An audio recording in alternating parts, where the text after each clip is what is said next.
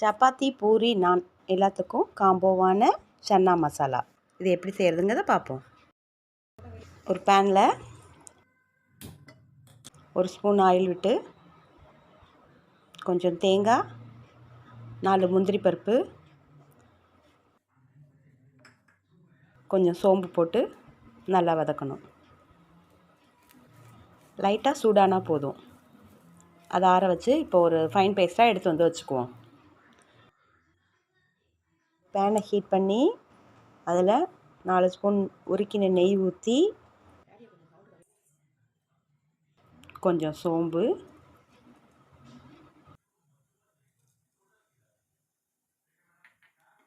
பட்டை, இலை, பூ இதெல்லாம் போட்டு பொரியிற வரைக்கும் வறுத்துக்குவோம்.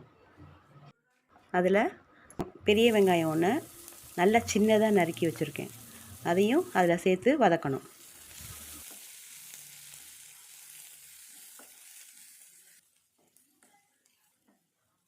அதோட 1 ஸ்பூன் இஞ்சி பூண்டு பேஸ்ட்டு, சின்னதாக 2 தக்காளியை நல்லா ஃபைன் பேஸ்ட்டாக அரைச்சி எடுத்துகிட்டு வந்திருக்கேன், அதையும் சேர்த்து அதோடு சேர்த்து வதக்குவோம்.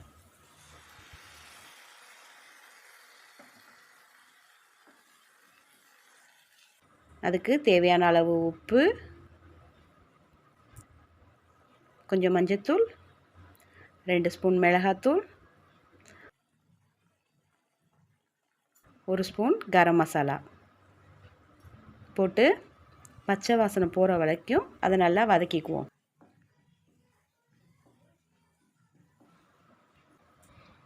முத நாளே ஊற வச்சு இப்போது வேக வச்ச கொண்டக்கடலையை அதோடு சேர்த்துக்குவோம்.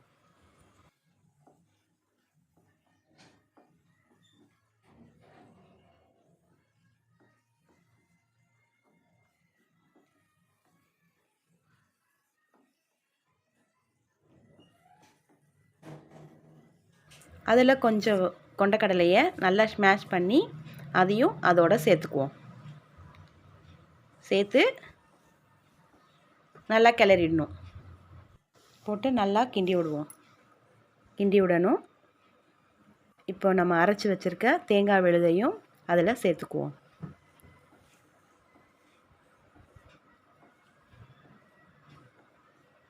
சேர்த்துட்டு தேவையான அளவுக்கு தண்ணி சேர்த்துக்கணும். நல்லா கிளறி விட்டு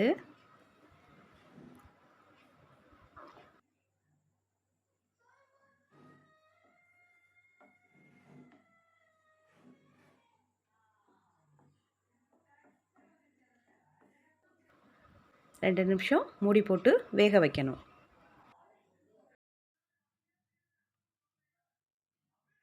இப்போது இந்த சன்னா மசாலாவை ஒரு பவுலுக்கு சேஞ்ச் பண்ணிக்குவோம். சப்பாத்தி பூரிக்கான chana masala ready. Thank you for வாட்சிங். Subscribe my channel.